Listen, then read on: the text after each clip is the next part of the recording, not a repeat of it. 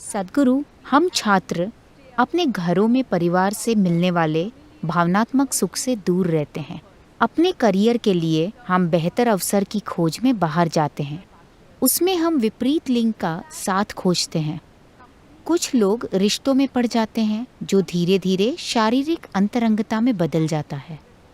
सद्गुरु, सवाल ये है कि फिर हम एक पीढ़ी के रूप में इस पर खुलेआम चर्चा क्यों नहीं कर सकते, या शादी से पहले सेक्स आज भी एक अपवित्र चीज मानी जाती है? देखिए, ये किसी तरह का नुस्खा नहीं है। हर व्यक्ति की अपनी जरूरत होती है। अभी हमें यह समझना चाहिए, इस समाज में हम इंसानी कामुकता को इस तरह संभालते आए हैं। एक लड़की के किशोर वय में आने से पहले उसे बोल दिया जाता था, तुम्हारी शादी इस लड़के से होगी। 6-7 साल की उम्र में शादी नहीं होती, मगर उसे कहते तुम्हारे अंकल का बेटा, उस लड़के से तुम्हारी शादी होगी। लड़के से कहते तुम्हें उससे शादी करनी है। तो उन्होंने एक दूसरे को देखा नहीं है, एक दूसरे से मिले नहीं हैं, मगर उन्हें भावनाओं के स्तर पर जोड़ा जा रहा है। वे चाहते हैं कि एक दूसरे को छूने से पहले वे दोनों भावनाओं के स्तर पर अच्छे से जुड़ जाएं। ये इस संस्कृति की तकनीक है। वे इस तरह संभालते थे। तो जब आप किशोरावस्था में आते हैं, आपका शरीर कुछ खास संभावनाओं में विकसित होता है। तब तक आपकी भावनाएं किसी से जुड़ चुकी होती हैं, तो आप अपने शरीर को संभाल लेते हैं। आप पागल नहीं हो जाते, क्योंकि आपकी भावनाएं किसी से पहले जुड़ चुकी हैं। तो 15-16 साल का होने पर लड़की की शादी कर दी जाती है। 17-18 साल का होने तक लड़के की शादी कर दी जाती है। फिर वे खेती या कारोबार या किसी और गतिविधि को अपनाते हैं। तो युवाओं के जीवन का एक महत्वपूर्ण पहलू सुलझा दिया जाता है। एक चीज है भावना, दूसरी चीज है शारीरिक जरूरत।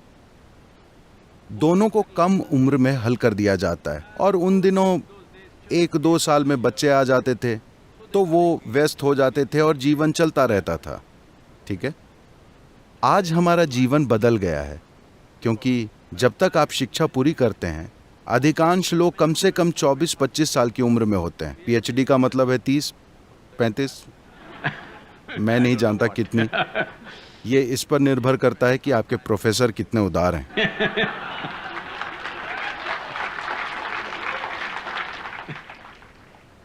तो मान लेते हैं कि शिक्षा का औसत समय 25 साल की उम्र है। जब तक उन्हें रोजगार मिलता है और वे कहीं सेटल होकर आर्थिक सुरक्षा पाते हैं, वे 30 साल के हो जाते हैं।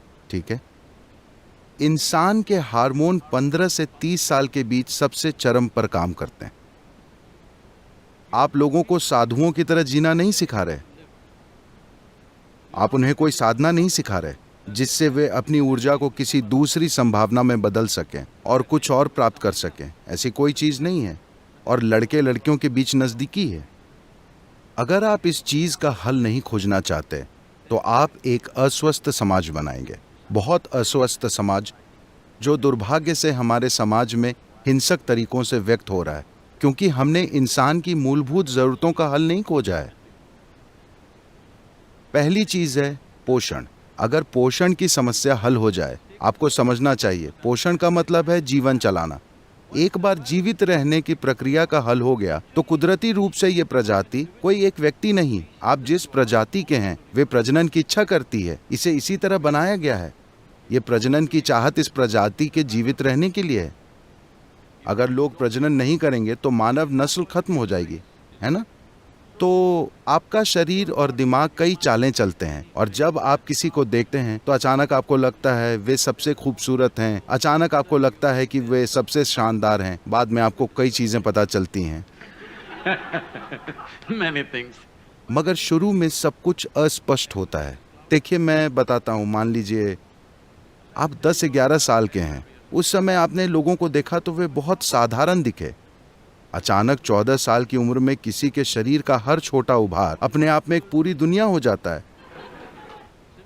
क्योंकि आपके हार्मोन हर चीज को प्रभावित करने लगते हैं। एक तरह से आपके हार्मोन आपकी बुद्धि को बंदी बना लेते हैं। ये बुरा या अच्छा बताने की चीज नहीं है, ये एक कुदरती प्रक्रिया है। कुछ लोग हो सकते हैं जो उससे परे चले जाएं। अगर वे उसके परे जाते हैं तो उनके लिए शानदार है, उनके लिए मजबूरी नहीं होती, वो इसके परे चले जाते हैं, उस व्यक्ति के लिए शानदार है। मगर आप पूरे समाज से इसके परे जाने की उम्मीद करें, ये बेवकूफ़ी है। ऐसी कोई चीज़ नहीं होती है। तो निश्चित रूप से बहस होनी चाहिए कि कब और कैसे कामुकता होना चाहिए। मगर अब भी हमारे कुछ सांस्कृतिक पहलू हैं। that we are an emotional lot. हम आज भी भावुक लोग हैं। जब चीजें जरूरी भावनाओं के बिना होती हैं तो लोगों को कष्ट होता है, ढेर सारे लोगों को। कुछ लोग इससे ऊपर हैं, मगर लोगों को कष्ट होता है। तो हमारे देश में, हमारे समाज में इस पर चर्चा होनी चाहिए कि सामाजिक ढांचे से कोई बड़ी तोड़फोड़ किए बिना इसका हल कैसे निकालें। आपको इस पर शोध करना चाहिए कि ऐसा कैसे करें। सद्गुरु, हालांकि आपके पिछले विस्तृत जवाब में मुझे अपने सवाल के जवाब की थोड़ी झलक मिल गई है, मगर फिर भी मैं पूछना चाहूँगी। तो मेरा ये विश्वास था, या वास्तव में मुझे ये विश्वास दिलाया गया कि एक जीवन में एक ही साथी होना चाहिए, मगर जब मैं देखती परखती हूँ तो ये पूरी तरह से एक ही साथी वाले संबंध अब नहीं दिखते। ये सोच ही खत्म हो चुकी है। आप इस बारे में क्या सोचते हैं? वो खत्म नहीं हुआ है, हो सकता है जेएनयू में खत्म हो चुका हो।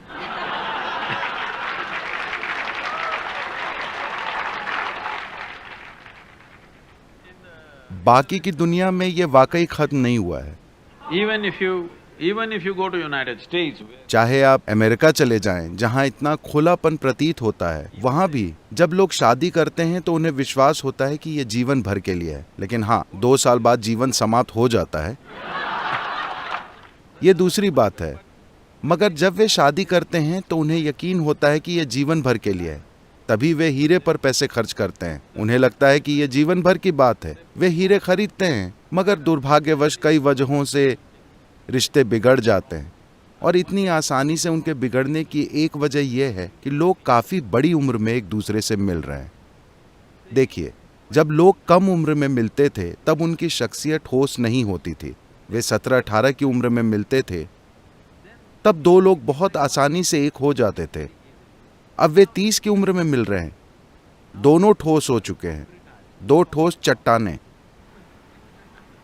मगर मैं देखता हूं कि अगर लोग कम उम्र में शादी करते हैं तो वे साथ निभाते हैं। अगर लोग 50 साल के बाद शादी करते हैं तो वे भी निभाते हैं, क्योंकि वे फिर नर्म हो जाते हैं, चट्टान पिघल जाती है। 30 से 50 के बीच की उम्र ठोस चट्टान की तरह होती है, मजबूत शख्सियत। तब टकराव होता है। अगर वे होशियार होंगे, इससे परे कुछ खोज लेंगे। खैर, एक विवाह हो या बहुविवाह या जो भी, अगर आप ध्यान दें तो हमें ये महत्वपूर्ण चीज समझने की जरूरत है कि हम सब यहां हैं, आप और मैं यहां हैं। इसका मतलब है कि कुछ समय पहले एक पुरुष और एक स्त्री का मिलन हुआ था। हो सकता है आप सोचे वे माँ बाप हैं, वे प्यार नहीं करते, वे सेक्स नहीं करते, वे कुछ नहीं करते, किसी पुजारी के मंत्र पढ़ने से शायद आप पैदा हो गए। नहीं, ऐसा नहीं है। किसी की शारीरिक जरूरत थी, उसे उन्होंने शादी से पूरा किया और इसलिए हम यहाँ हैं। और अब हम एक खास उम्र में, अपने जीवन के एक चरण में, जब आप 18 के हो जाते हैं तो आप हमेशा शादी के खिलाफ हो जाते हैं। लेकिन जब आप 3 साल के थे तो आप शादी के हक में थे, अपने माता पिता की शादी के हक में। जब आप 3 साल के थे तो क्या खुश नहीं थे कि आपके माँ बाप की शादी अच्छी चल रही है? हेलो। जब आप 18 के होते हैं तो आप बिना बंधन के सेक्स और शादी न करने के बारे में सोचते हैं, मगर 50-55 के होने के बाद एक बार फिर आप स्थायी रिश्ता खोजते हैं। तो ये सोचना आपका काम है, क्योंकि ये आपका जीवन है, कि आप तय करें कि आप ऐसा जीवन चाहते हैं जहां आप हमेशा अपनी भावनाओं के लिए कोई साथी खोजते रहें, या आप इसे इस तरह हल करना चाहते हैं कि आप अपनी बुद्धि और समय को कुछ और बनाने, अपने शोध, अपने काम या जो भी आप कर रहे हो उसमें लगाएं। अगर भावनाओं और शरीर की समस्या हल हो जाए तो अपनी बुद्धि के इस्तेमाल की आपकी क्षमता काफी बेहतर हो जाएगी, वरना आपको हर दिन किसी को खोजने के लिए आसपास घूमना पड़ेगा। नहीं, मैं ये इसलिए कह रहा हूं क्योंकि मुझे बहुत बुरा लगता है। अमेरिका में मैं लोगों को जानता हूं और आप जानते हैं कि वहां अब हजारों लोग मुझसे जुड़े हैं।